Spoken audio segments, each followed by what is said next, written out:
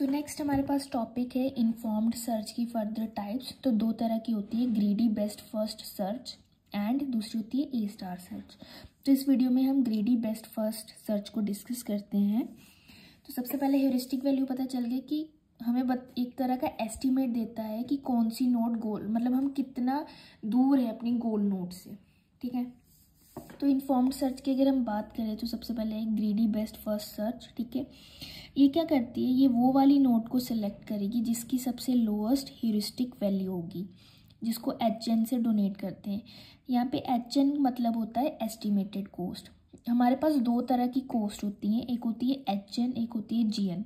HN मतलब estimated cost and GN मतलब actual cost. ठीक है, तो फॉर एग्जाम्पल हम किसी भी एक पर्टिकुलर नोड पे हमें दे दिया, वहाँ से हम गोल से कितने दूर है उसका जो एक एस्टिमेट हमें मिलता है उसको हम HN से डोनेट करते हैं। ठीक है, और फॉर एग्जाम्पल यहाँ से स्टार्ट किया हमने और ये हम यहाँ तक पहुँचे D तक, तो यहाँ से लेके यहाँ तक हमने कितना डिस्टेंस ट्रेवल किया स्टार्ट से लेके टू करंट स्टेट। हो सकता है करंट स्टेट ये हो या ये हो, तो यहाँ से लेके अगर करंट स्टेट F है तो A to D and D to F हमने कितना एक्चुअल कॉस्ट हमारी जो आई हमारे पास उसको हम GN से डोनेट करेंगे। और यहाँ से इसी नोड से लेके from that current node to goal हम कितना दूर हैं, ठीक है, उसका जो एक एस्टिमेट मिलता है उसको हम HN से डोनेट करेंगे।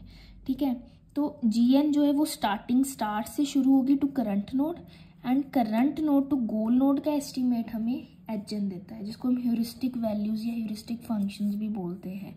ठीक है, तो इसमें क्या होगा कि यहाँ पे वो वाली नोड सिलेक्ट होगी जिसकी सबसे कम HN वैल्यू होगी। ठीक है, ह्यूरिस्टिक वैल्यू होगी।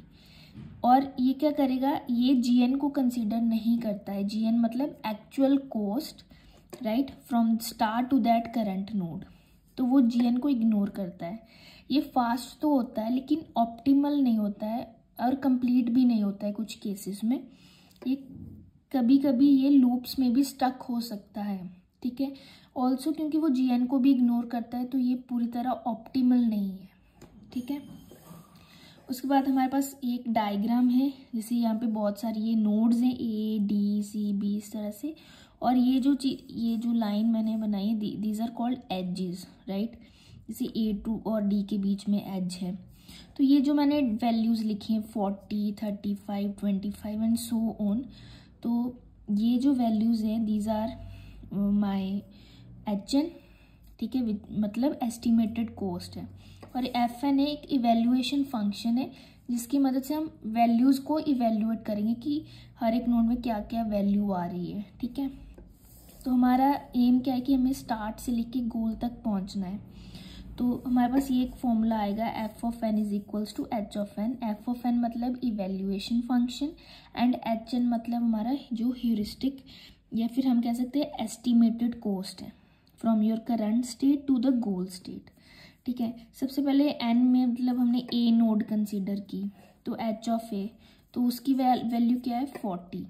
ठीक है, अब एक नोड से हमारे पास 3 फर्दर वेज हैं D, C एंड B, लेकिन वो कौन सी वाली नोड चूज करेगा जिसकी HN की वैल्यू सबसे कम होगी। तो H(d) 35 थी, H(c) 25 थी, H(b) 32, तो वो C वाले को कंसीडर करेगा क्योंकि सबसे कम वैल्यू उसी की है 25। ठीक है, तो पाथ क्या आया अभी तक A C। अब फर्दर वो F भी है हमारे पास, E भी है, और तो F और E में से 17 और 19 में से सबसे कम कौन सी वैल्यू 17, तो A C और फर्दर F पे जाएगा। ठीक है, अब नेक्स्ट में वो फर्दर F से अब D पे भी जा सकता है और G में भी जा सकता है, लेकिन वो कहाँ जाएगा G की तरफ। उसकी वैल्यू क्या है, गोल तक पहुँचने की 0 है, तो उसने कौन सा पाथ कंसीडर किया G। ठीक है, डायग्राम से तो A, फिर इन तीनों में से ये वाली चूज़ किया C, फिर इन दोनों में से F, फिर D और G में से G।